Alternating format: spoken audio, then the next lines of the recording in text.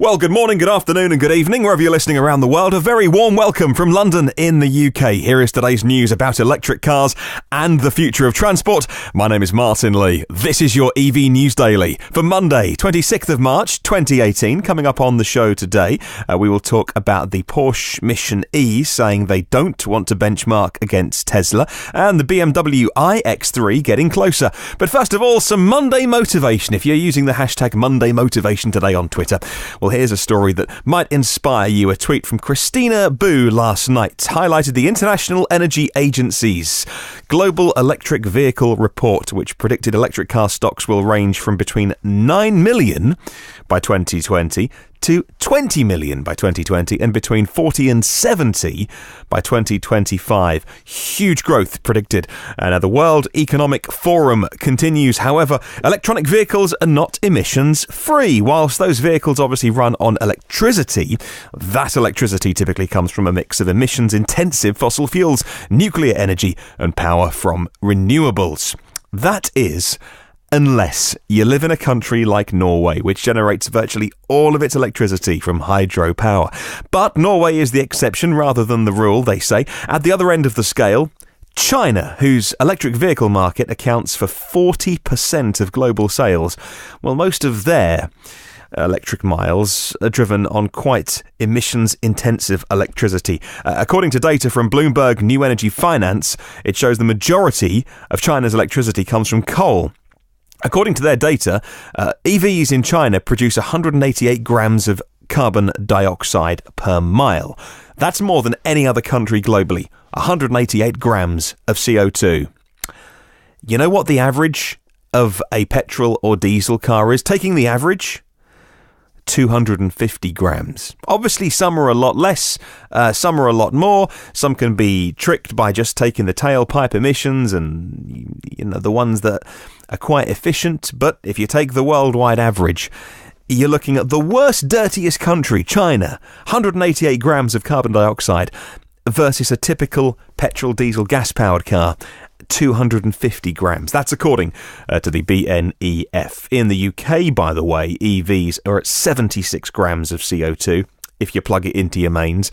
And again, all of this is a bit of a moving target because even at different times of the day, the electricity is cleaner and dirtier, if you want to use those words, according to what plants are turned on. These are all averages. In France, by the way, 2.7 grams per mile, because in the 70s and a long time ago, they went really big on nuclear power. So most of France's power is nuclear, which some would say is not green, but it's certainly not emitting carbon dioxide.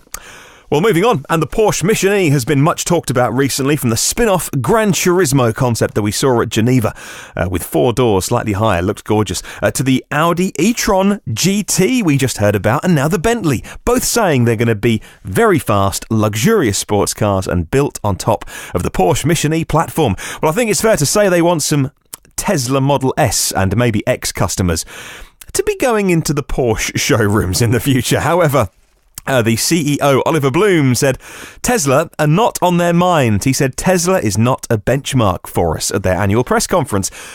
And whilst they might not want you to think of them at the same time, well, of course, they do have their own Model S and Model X's to do exactly that with. They are benchmarking them against the Mission E. You've seen those YouTube videos of them all driving around together. I've no doubt that they bought a load more and took them apart to work out what on earth Tesla did.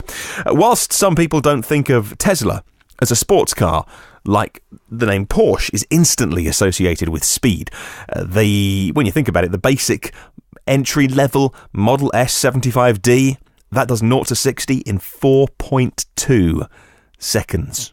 Which is insanely fast. That's sports car territory.